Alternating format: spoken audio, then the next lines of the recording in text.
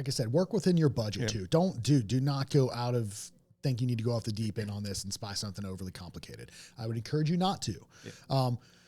You know, there's a lot of great sites with that. And like JR said, Trophy Ridge makes some really great sites within that price point. There's some good black gold sites that are, I would say, fairly inexpensive. Majority of your brands have some mid price point sites that are just really great that allow you, the big thing, look for that second or third axis adjustment on your site, that have those features and they're not overly expensive. Yes, you might lose maybe some of the toolless adjustment, some of the smaller features, right? But their work, they're still a really good site. They're more durable than your super entry level stuff.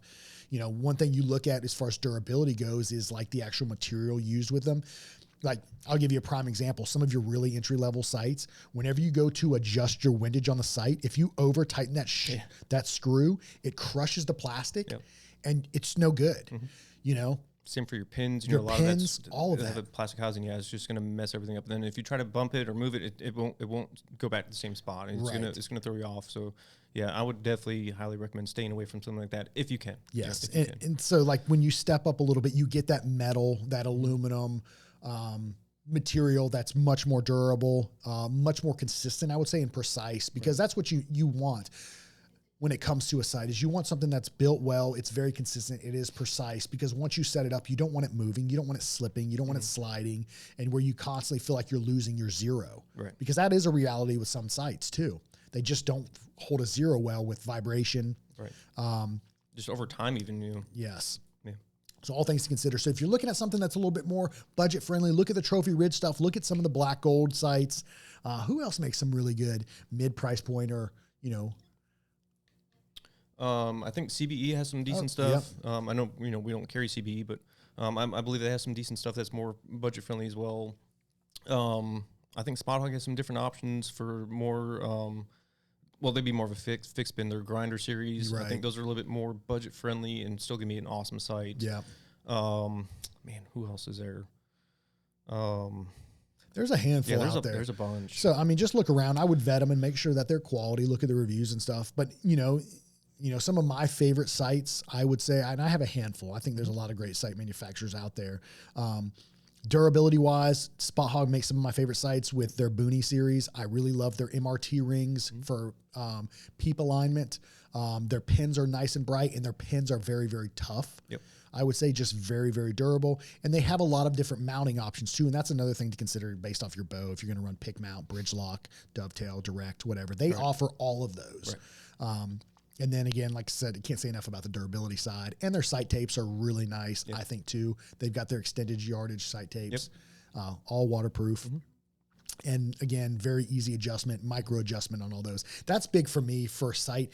I want micro adjustment on everything. I want to be able to micro adjust. Even like my axes, like if I can micro adjust those to where you don't loosen it, it just falls, comes loose. You know, some of these sites offer that as well, which is honestly super nice. It's a little bit more, but dude, to me, it's worth its weight in gold. Oh yeah. It makes it so much easier for the setup.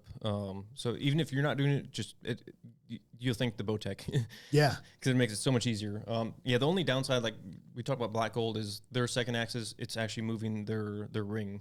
So that's the only downside with them. I'm hoping they'll have that updated eventually, but that is the problem with that is it's slow. It is. So you'll think you got it, and then the bubble just keeps floating. And then you go back the other way and it's too much. It's back and forth. They have more of like a viscous oil in there instead of like a water. So their bubble does move very slow, which is actually really nice. You don't have to worry about it moving too fast or anything like that. So it'll drive you crazy leveling it. 100%. Oh, dude, that drives me crazy. Leveling a site is probably, some people are really good at it. I mean, it drives me crazy, dude. It can be. There's so many different sites. And they're all different in how they do it. I mean, it's the same end goal, but it's different in how they do everything. So it can be very, very annoying, very tedious to do. 100%. You definitely need the tools to do it, and you need somebody with experience to help you with it, for sure. Spot Hogg, like I said, incredibly durable. They've got good pins on them too. The HHA Nitrix, that new XV3 series, is got me sold. I love the housing on it. It just looks more modern based off some of their prior houses. I love the adjustable rheostat on it. The pins are durable. They're bright. They're individually adjustable on that vertical 3-pin. ergonomically, I like how it is. It's got a very smooth wheel on it. Yeah. The lock on it can be kind of annoying sometimes. It's because it works really good. Yeah. Like it locks down and it doesn't move. But I do like some of the other sites too that have the actual lock on the front. You can use it with one finger. Yeah. Pretty fast. Yeah. Ultra views like that, dialed. Diodes new Axcel. proof series with their, what is it? Mag. The Mag 3VA is their new one, the vertical 3-pin. Another fantastic sight. And my favorite thing about Dialed is their light. I mean, we keep talking about it. I don't like a sight light, but I love theirs. Yep. Yeah, I love theirs too.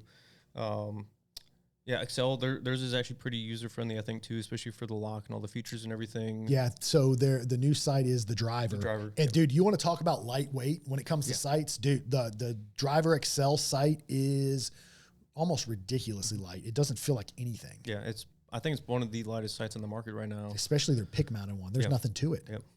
Yeah, even their BridgeLock one is pretty light. Yeah. Because they did shorten that bar quite a bit, too. So that's the only downside with that one is I don't think it has adjustments for being able to slide it in and out if you need to for torque tuning or peep alignment. That's the same thing like the... most of them are going that way now if it's a BridgeLock. If it's a BridgeLock, you don't have the ability in and out. Same thing. So like when you look at the Nitrix XV3, their BridgeLock sight is 10% lighter than their dovetail option. So if you want to save weight and you run a Matthews bow, I mean, the BridgeLock is a no-brainer, I think, unless you're somebody that wants a torque tune. Right. Then you're not going to be running that integrated rest and you're not going to be running that integrated sight. Yeah. So got to pick and choose your battles. What's important to you, what's not.